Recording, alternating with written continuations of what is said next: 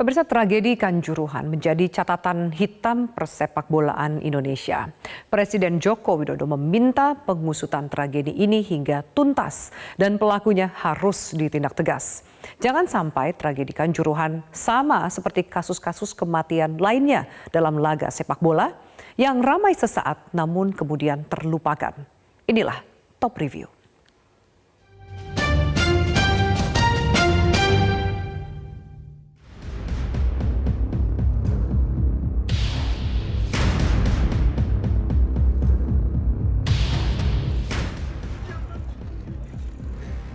Duka dan air mata tumpah dari ratusan keluarga, sahabat, dan rekan korban meninggal dan luka dalam tragedi sepak bola di Stadion Kanjuruhan, Kepanjen, Malang, Jawa Timur pada Sabtu malam 1 Oktober 2022. Tak hanya mereka, segenap elemen bangsa dan juga dunia turut berduka atas catatan kelam yang terjadi dalam persepak bolaan Indonesia. Hingga hari ini, kepolisian mencatat 125 orang meninggal dunia dan 467 terluka dalam kerusuhan yang terjadi selepas pertandingan Liga 1 antara tuan rumah Arema FC dengan Persebaya Surabaya. Dalam video yang beredar, kerusuhan diawali dengan masuknya sejumlah supporter Arema ke lapangan saat wasit meniup peluit panjang usai kekalahan Arema FC dari Persebaya dengan skor 3-2. Dalam prosesnya, kemenangan ada di Persebaya 3-2 dengan posisi. Terkait dengan proses pertandingan tidak ada permasalahan. Semuanya selesai. Permasalahan terjadi pada saat telah selesai, terjadi kekecewaan dari para penonton yang melihat tim kesayangannya yang tidak pernah kalah selama 23 tahun bertanding di kandang sendiri, tidak pernah kalah, namun pada malam ini mengalami kekalahan. Rasa kekecewaan itulah yang menggerakkan para penonton turun ke tengah lapangan dan berusaha mencari para pemain dan ofisial untuk menanyakan kenapa sampai kalah atau melampiaskan. Selanjutnya, petugas keamanan berusaha mencegah dan mengalihkan supporter agar tidak masuk ke lapangan serta mengejar para pemain dengan menembakkan gas air mata. Tindakan aparat keamanan inilah yang membuat ribuan Aremania kocar-kacir menyelamatkan diri dan mencari pintu keluar menjauhi gas air mata. Disinilah tragedi terjadi, ratusan jiwa meregang nyawa. Banyaknya nyawa yang melayang dari kerusuhan di Stadion Kanjuruhan membuat Presiden Joko Widodo memerintahkan Kapolri, Menteri Pemuda dan Olahraga, serta Ketua Umum PSSI untuk mengusut tuntas tragedi ini. Khusus kepada Kapolri, saya minta melakukan investigasi dan mengusut tuntas kasus ini. Untuk itu, saya juga memerintahkan PSSI untuk menghentikan sementara Liga 1 sampai evaluasi dan perbaikan prosedur pengamanan dilakukan. Polri pun bergerak cepat mengusut tragedi yang memakan korban jiwa terbesar sepanjang sejarah sepak bola Indonesia. Secara internal, Itsus dan Propam Polri sudah memeriksa 29 orang, yakni sejumlah anggota polisi yang terlibat pengamanan, saksi, dan pejabat terkait, yang berwenang atas penyelenggaraan pertandingan Liga 1 antara Arema FC melawan Persebaya. Pengusutan ini pun berujung pada pencopotan Kapolres Malang AKBP Ferli Hidayat dan penonaktifan 9 pejabat Danyon, Danki, hingga Danton Brimob. Hari ini, tim juga sudah meningkatkan status dari penyelidikan menjadi penyidikan. Kapolri langsung memerintahkan jajarannya untuk mengambil langkah segera guna menetapkan tersangka. Sekali lagi rekan-rekan bahwa tim ini sudah meningkatkan status dari penyelidikan menjadi penyidikan.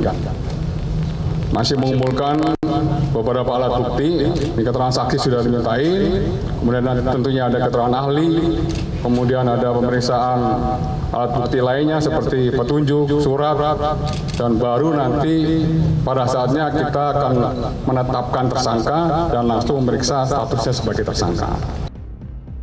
Sebagai penanggung jawab tertinggi sepak bola Indonesia, PSSI hari ini menjatuhkan sanksi bagi mereka yang dianggap bertanggung jawab dalam tragedi ini.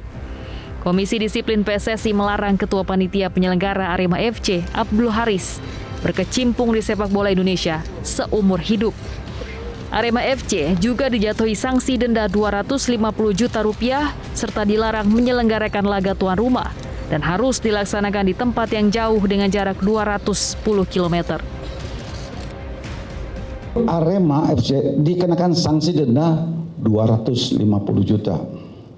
Kepada Saudara Ketua Panitia Pelaksana itu Saudara Abdul Aziz, Saudara Abdul Haris, sebagai Ketua Panitia Pelaksana pertandingan Arema FC tidak boleh beraktivitas di lingkungan sepak bola seumur hidup.